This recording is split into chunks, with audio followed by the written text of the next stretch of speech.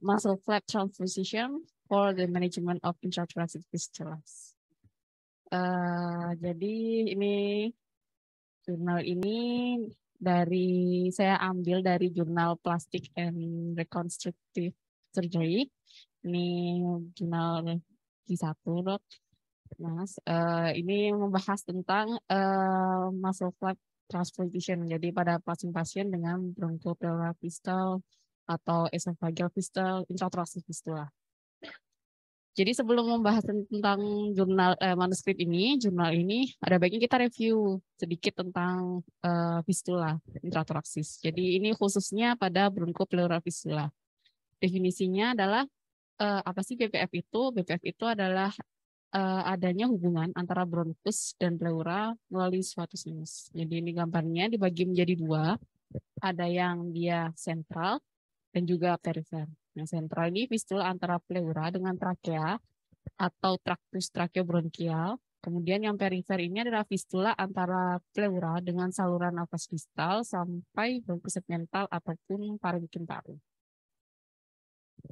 Etiologinya bisa bermacam-macam. Bisa dari post operasi reseksi paru, infeksi paru, kemoradioterapi, empiema, trauma, maupun spontan pneumotoraks. Untuk insidensinya, ini ada sekitar 4,5% sampai 7%. Ini pada pasien dengan pasca pneumoktomi, 1% pasca lobektomi, dan 0,3% pasca sigmoidektomi. Untuk angka morbiditasnya juga lumayan. Terjadi fistula ini sekitar 25 sampai 75%. Jadi ini ada secara onsetnya, ada klasifikasinya, ada onset dini maupun onset lambat. Ini BPF pada pasca pneumoktomi. Jadi untuk onset dininya ini terjadi sekitar 8 sampai 12 hari pasca operasi. Jika terlihat pada 4 hari pertama pasca operasi, kemungkinan diakibatkan oleh stam bronkial yang gagal menutup. Sedangkan untuk onset yang lambat pasca pneumoktomi ini biasanya karena tidak ada vaskularisasi ke bronkial, panjang stam yang berlebihan atau tidak adekuat, maupun yang lainnya. Ini BPF pasca operasi. Nah, jadi ada yang akut, ada subakut, dan kronis. Yang akut ini seringkali mengancam nyawa. Jadi cara mungkin dehisan dari stam yang harus dilakukan reoperasi segera. Ini biasanya gejalanya pneumotoraks, asfiksia. Klinisnya pasien mungkin akan terlihat sesak bertambah, batuk, dahak purulen, hipotensi, emfisema subkutis, sampai adanya pergeseran trakea atau mediastinum. Untuk subakut ini perlahan, namun tetap membahayakan. Jadi ini berhubungan dengan proses infeksi biasanya. Dan imunokompromis. Klinisnya pasiennya ada demam, malaise, lemah, batuk yang produktif. Kemudian kalau yang kronis ini seringkali tidak mengancam nyawa. Jadi ini juga sama berhubungan dengan proses infeksi dan komorbid dari pasiennya. Oke, next. Anamnesa biasanya kalau ada fistula, keluhan yang pertama kali mungkin pasien gampang dikenali sesak nafas, nyeri dada, hipertensi, emfisema subkutis. Kemudian dari pemeriksaan fisik, apalagi bila pasien ini dipasang drain chest tube, bisa kita lihat ada continuous bubble expirator pada sistem water slip drainage. Kalau dari chest X-ray, biasanya bisa kita lihat adanya pneumotoraks.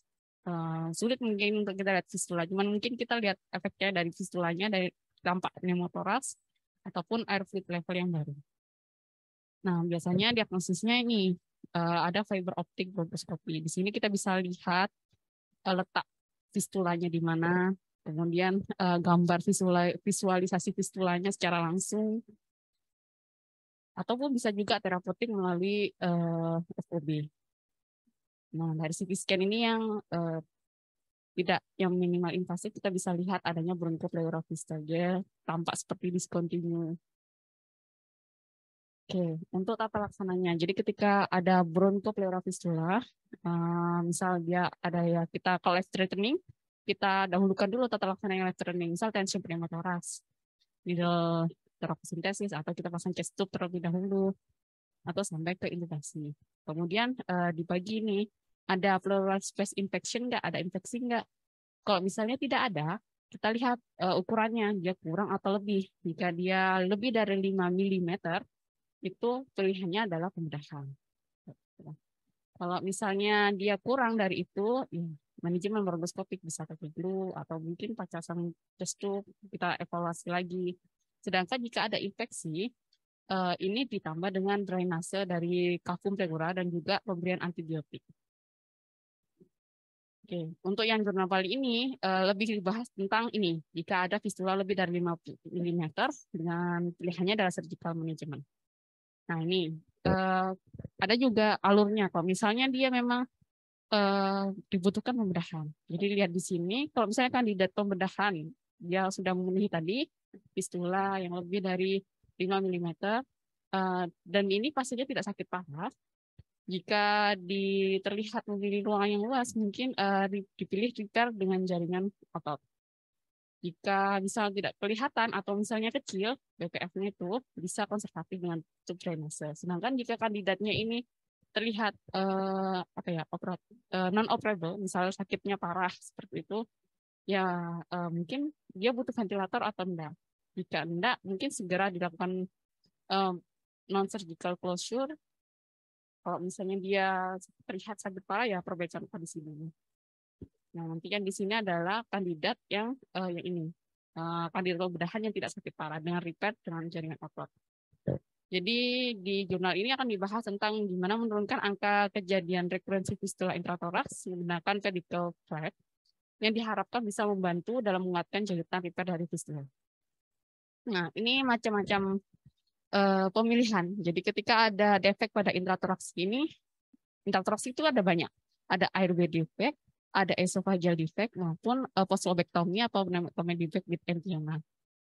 Nah, di sini ada pilihan-pilihan dari otot yang bisa dilakukan flap, baik muscle flap, myocutaneous flap, fasciocutaneous flap, maupun yang satunya lagi post-lobectomy, anatomical resection.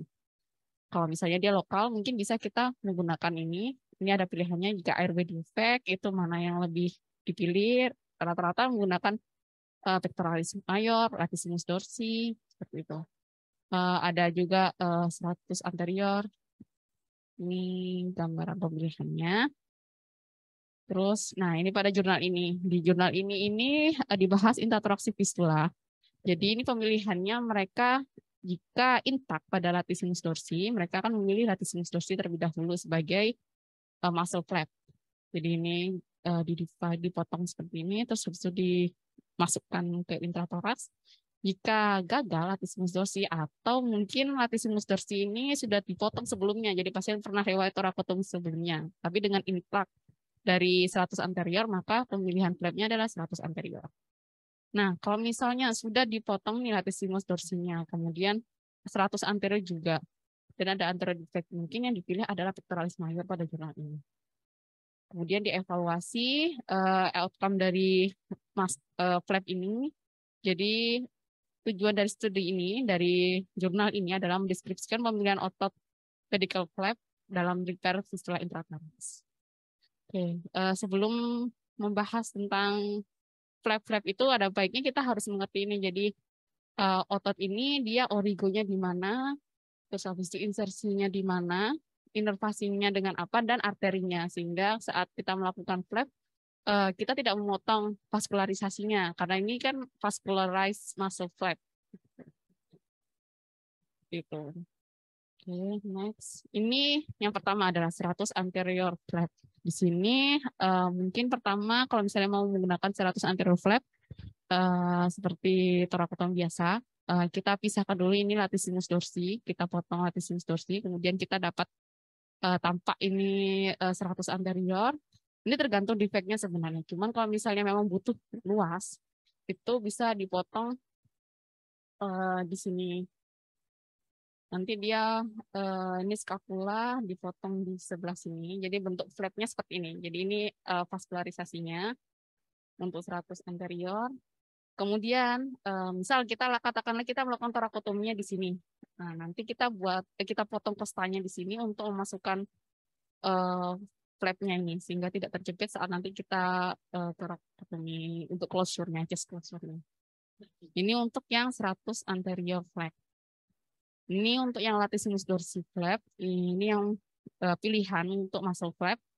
Jadi sama misal ketika kita udah melakukan torakotomi ini, kemudian kita pisahkan fascianya untuk latissimus dorsi. Nah ini kita bisa potong dia di Sini bagian distal. Nah, ini bisa dapat ini vaskularisasinya di sini, yaitu thoracodorsal artery dan venanya juga di sebelah sini. Jadi nanti, oke. Untuk yang latissimus dorsi ini dia pilihan karena dia bisa range-nya atau luasnya tuh banyak, dia bisa mencakup anterior fistula maupun posterior fistula seperti itu. Ini nanti penjahitannya, misal ini contohnya adalah bronchial stump. Jadi setelah dilakukan penjahitan pada bronkus, kemudian di reinforce menggunakan latissimus dorsi ini dijahitkan di tempat anastomosisnya bronchial stump. Kemudian ini untuk yang pectoralis mayor. Biasanya kalau untuk pectoralis mayor dipotongnya di sini di bawah clavikula, kemudian yang di manubrium ini dipotong, jadi dia buat free flap seperti ini, insisinya di bawah clavikula, kemudian dia dimasukkan melalui celah, bukan celah anteriga, maksudnya antara kosta yang sudah dipotong. Ini untuk flap untuk pectoralis mayor. Nah, contohnya seperti ini. Jadi ini pectoralis mayor yang sudah di-dividing, dipotong. Kemudian ini torakotominya kita untuk melihat fistulanya. Nah, nanti pectoralis mayornya itu dimasukkan gitu di satu ICS kosta di atasnya. Oke, ini ada juga yang intercostal muscle flap. Jadi kalau intercostal muscle flap itu dia diambil ini misal torakotominya di bawahnya ya, atau di sini juga bisa sih. Jadi ini di bawah margo inferior costa dan margo superior, tapi jangan sampai mengenai arteri vena nervusnya. Seperti itu, kemudian dipotong, threading sini, terus kemudian dimasukkan langsung. Kalau misalnya untuk intercostal muscle flap, dimasukkan langsung ke tempat fistula. Ini reinforcement. Nah, ini kalau dari jurnal ini selalu menggunakan jika ada torakotomi di sini, satu kosta di atasnya ini yang dibuat untuk memasukkan stamnya. Selalu dibuat seperti ini, entah itu dari latissimus dorsi, serratus anterior maupun pectoralis. Nah, ini cara menjahit stamnya. Ini contoh kasus ini yang Pak Edi sebelumnya kan saya lihat ada serratus anterior yang dimasukkan. Jadi ini waktu itu fistulanya di sebelah sini, ini BPF sentral waktu itu, jadi seperti ini, misal ini bronkus yang superior waktu itu udah dijahit, kemudian dilakukan reinforce dengan 100 seperti ini, bisa dibayangin ya, jadi ini bronkusnya dijahit dulu, kemudian di sini kan sudah ada bronkus yang dijahit tadi, terus di reinforce, mengelilingi seperti ini. Oke, atau kalau misalnya dia di paru kecil sekali, nah, nanti jahitnya adalah ya sama sebenarnya melingkari kira-kira fistulanya letaknya di mana. Seperti itu. Jadi ini parunya dijahit seperti ini terus dilingkari. Oke. Nah, ini ada juga bila pasien ini bukan kandidat untuk chest closure. Jadi misal post pneumotomy emphysema. Nah, ini ada Cloget prosedur sama Eloiser flap. Kalau Cloget prosedur ini bedanya kalau Eloiser flap dengan Eloiser flap adalah dia open window tracheostomy dengan irigasi berulang dan diberikan antibiotik. Biasanya untuk yang bukan kandidat chest closure, misal karena ini post pneumotomy emphysema, prosedurnya ini yang dipilih. Jadi bukan open chest, kandidat open chest. Ini juga nanti disebutkan juga di jurnal. Oke, kembali ke jurnal. Jadi jurnal ini studi yang retrospektif. Jadi dimulai dari tahun 1990 hingga 2010. Ini untuk sampelnya adalah semua pasien yang dilakukan muscle flap transposition untuk menutup fistula intratoraks. Nah, ini karakteristik pasien. Jadi dari jurnal ini dapatkan 198 pasien yang dilakukan muscle flap dengan rata-rata usianya 61 tahun. Dengan jumlah terbanyaknya laki-laki 73%. Di sini ada komorbidnya, jadi kencing manis ada sekitar 12%, kemudian CKD 7%, terus merokok 26%. Dan ada juga preoperatif radiokemoterapi. Untuk diagnosisnya karena lung cancer paling banyak, kemudian disusul dengan esophageal cancer dan aspergillosis. Tipe fistulanya ini bronchopleural fistula dan ini juga dimasukkan esophageal fistula. Jadi di sini 198 pasien dengan 156 pasien BPF. Kemudian untuk yang partial flap itu ada 11 dan total flap ada 4 macam. Kemudian follow up-nya ini sekitar 182 pasien ini tidak ada rekurensi dari fistula. Oke, ini karakteristiknya sebelumnya. Ini rata-rata sebelumnya ada riwayat seperti pneumotomi, lobektomi ini yang paling banyak rata-rata. Jadi post operasi biasanya fistulanya terjadi. Oke, ini untuk risk factor dibandingkan dengan angka kejadian komplikasi intratoraksik dan rekurensi fistula. Di sini yang signifikan itu pada preoperatif radiasi. Jadi di sini sekitar 1,98 kali jika ada preoperatif radiasi ini signifikan terjadi komplikasi intratoraksik. Kemudian sekitar 2,32 kali ini terjadi rekurensi dari fistula. Kemudian ada riwayat kemoterapi juga, ini signifikan pada rekurensi dari fistula. Ini untuk risk factor dibandingkan dengan sistemik komplikasi yang sistemik dan treatment yang tidak sukses. Ini untuk usianya yang signifikan. Jadi pasien dengan lebih dari 60 tahun ini resiko terjadi komplikasi sistemik post dilakukan muscle flap. Kemudian dan resiko untuk tidak sukses terapinya juga meningkat pada usia lebih dari 60.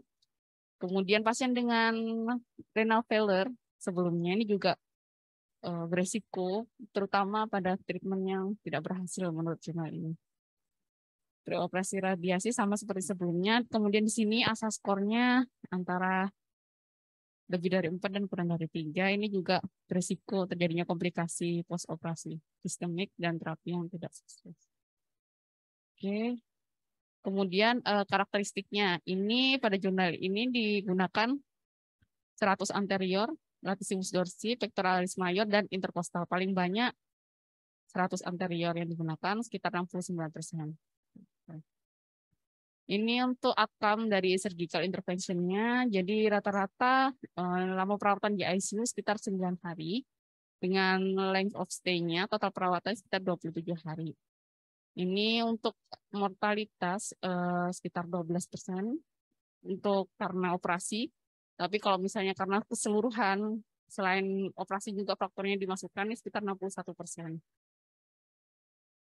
Oke, untuk ini adalah macam-macam komplikasinya. Yang tadi disebutkan ada intratoraksik komplikasi, ada komplikasi intratoraks maupun komplikasi sistemik. Untuk komplikasi intratoraks itu paling banyak di sini, baik early kurang dari 30 hari maupun lebih dari 30 hari ini adalah emphysema yang sering terjadi. Untuk sistemik komplikasinya adalah respiratory failure, baik pun kurang dari 30 hari maupun lebih dari 30 hari. Ya, ini rata-rata untuk muscle flap ini survivalnya sekitar 100 bulan. Kesimpulan dari jurnal ini adalah fistula intratoraks itu masih merupakan penyebab morbiditas dan mortalitas dalam repair fistula. Namun teknik reinforce ini dengan menggunakan vascularis muscle flap bisa merupakan opsi yang dapat mencegah terjadinya dehiscence pada site repair fistula sehingga dapat harapannya menurunkan angka mortalitas. Untuk limitasi dari jurnal ini adalah penelitian ini hanya pada satu institusi saja dan merupakan studi retrospektif yang harapannya ya kalau misalnya besok ada lagi jurnal dilakukan perspektif. Kemudian pada penelitian ini hanya membandingkan pasien yang dilakukan reinforce dengan muscle flap aja, tidak membandingkan outcome pasien yang dilakukan reinforce dan tanpa info dari muscle flap. Kemudian dikatakan juga persebaran jumlah sampel untuk masing-masing flap itu tidak merata, tidak homogeen. Jadi terlalu banyak pada yang 100 anterior. Ini limitasi dari jurnal. Terima kasih. Tidak ada tambahan.